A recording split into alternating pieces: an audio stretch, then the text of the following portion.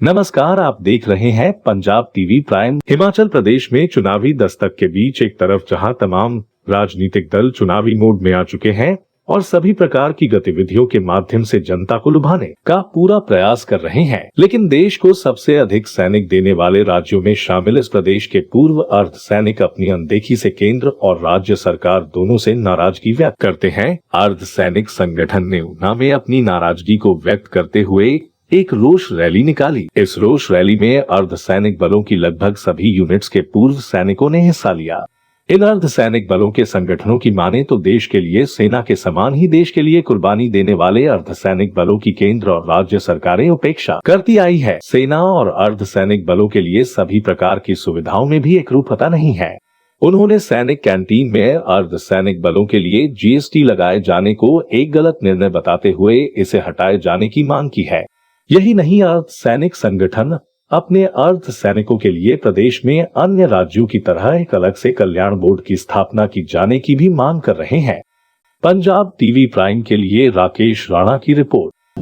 सर्वप्रथम तो मैं आप मीडिया का धन्यवाद करता हूं कि आप लोगों ने अपना बहुमूल्य समय दिया और पैरामिलिट्री की इस ऐतिहासिक रैली को कवर करने के लिए आप लोग यहां पर आए हैं। हमारे साथ यहां पर हमारे स्टेट के chief patron Shri ML Thakur ji, हमारे मुख्य प्रवक्ता श्री कटोच साहब, हमारे senior vice president Shri Nandlal Nehtu और उसके अलावा जो ऊना के सभी पदाधिकारी हैं और भी डिस्ट्रिक्ट के प्रेसिडेंट जो यहाँ पर आए हुए हैं। हमारा इस रैली का मुख्य उद्देश्य सरकार को जागृत करना है कि हमारी जो पैरामिलिट्री की तरफ अनदेखी राज्य सरकार और केंद्र सरकार जो लगातार कर रही है, उसके ऊपर इनका ध्यान आकर्षित करना है कि हम लोग जो हैं राष्ट्र भावना से प्रेरित होकर सारी जिंदगी काम करते हैं, देशभक्त हैं। हमने कभी भी देश के लिए कुछ ऐसा काम नहीं किया जिससे देश की आन बान शान को कोई दाग लगे।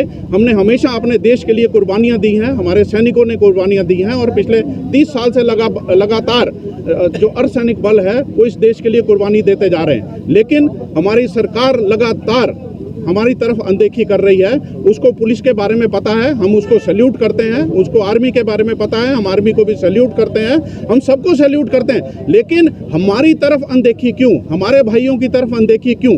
जब बॉर्डर पर दो आदमी अपना शहादत देते हैं, एक आर्मी का है, एक पैरामिलिट्री का है, एक को पूरा इज्जत और मान दर्जा दिया जाता है, दूसरे की पेंशन तक बंद की जाती है, तो ऐसा भेदभाव क्यों?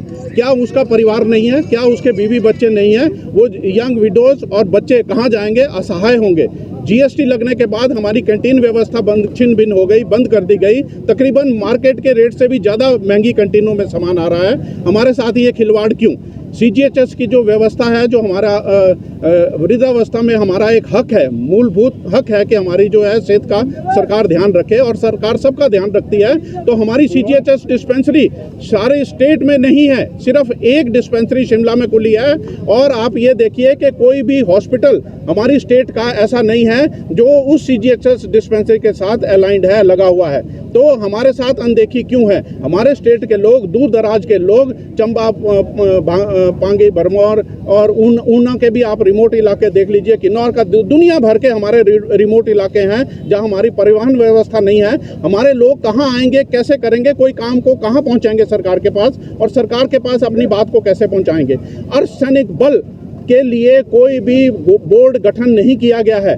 आज तक स्टेट में हमारे को पता नहीं, हमारे साथियों को पता नहीं कि उनकी कोई प्रॉब्लम होगी तो कहाँ जाए, मुख्यमंत्री के पास जाएं, कहाँ जाएं, कोई अर्धसैनिक? क्योंकि मीडिया बंधु भी जब भी कहीं डिजास्टर मैनेजमेंट, नक्सलाइट ड्यूटी कहीं भी कवर करता है तो वो हमारे को भी सेना के रूप में ही देखता है और वो खबर अपनी ठीक देता है कि सेना ने इतना अच्छा काम किया। सेना को तो सलाम है, लेकिन काम जब अर्धसैनिक कर रहे हैं तो इनका भी इज्जत जो है, इनकी इज्जत इनको मिलनी चाहिए। जो इनका ड्यू शेयर है उनको मिलना चाहिए, इनकी एक पहचान होनी चाहिए। उस पहचान के लिए हम लोग लड़ रहे हैं। 70 साल में गवर्नमेंट को हमारी पहचान नहीं बना पाई है। अब समय आ गया है कि हमारी एक पहचान होगी। हम 6 पैरामिलिट्री दल इकट्ठे हैं, एक मंच पर आ गए हैं और आने वाले समय में हो सकता है हम कोई अपनी शक्ति का ऐसा प्रदर्शन करें जिससे कि सरकार को जागना पड़ेगा और हमारी जो जेन्युइन डिमांड्स हैं उनको सुनना पड़ेगा। मैं अपने चीफ पैटर्न से, हमारी सरकार ने आज तक इसके ऊपर ध्यान नहीं दिया।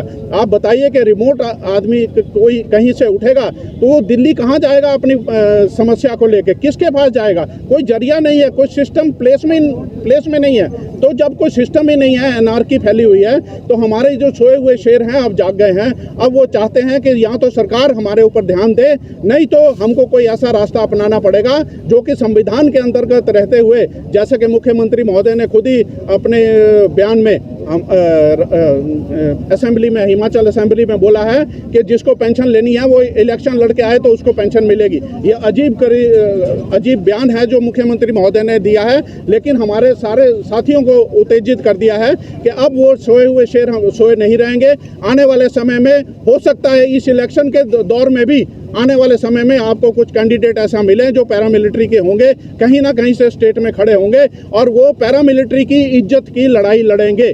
जो राजनीतिक दल हैं उन्हीं से ही चुनाव लड़ा जाएगा या अपना राजनीतिक दल तैयार करेंगे? हम कोई राजनीतिक दल अभी तैयार करने के उसमें नहीं है। ये हमारी जो सारी डिस्ट्रिक्ट की इकाइयां हैं, हमारे चीफ पैटर्न महोदय हैं और सभी साथी हैं, ये मिलकर विचार करेंगे कि अब हमको किस रास्ते पर जाना है, कैसे जाना है और अपने एम को अचीव हम लोग कैसे करेंगे, ताकि हमारे जो ऑक्टोजेनियर और सेप्टोजेनियर जो लोग हैं, 70-80 साल के लोग हैं, उन तक ये कल्याणपूर्व कार्रवाई जो सारे काम हैं वहाँ तक पहुँच सकें और अपने जीवन को सारी जिंदगी इज्जत से जिए हैं। जब इस जिंदगी को छोड़ेंगे तो इज्जत एक सम्मान पूर्वक जो है इस विदाई इस संसार से वो ले सकें। तो इसीलिए हम सब लोग इकट्ठे हुए हैं। अभी हम यहाँ पर बैठेंगे, मंथन करेंगे, इसके बाद हम कांगड़ा में मंथन करेंगे और हो सकता है हम इसी महीने में या आने वाले समय में, जैसे कि हमारे सभी साथी लोग मिलकर विचार करेंगे, हम शिमला भी जाएंगे और वहाँ पर भी हम एक बड़ी रैली करेंगे, क्योंकि मुख्यमंत्री महोदय को पिछले 3 साल से हमने 4 बार फरियाद की है कि हमको ये मीटिंग करने का मौका दिया जाए,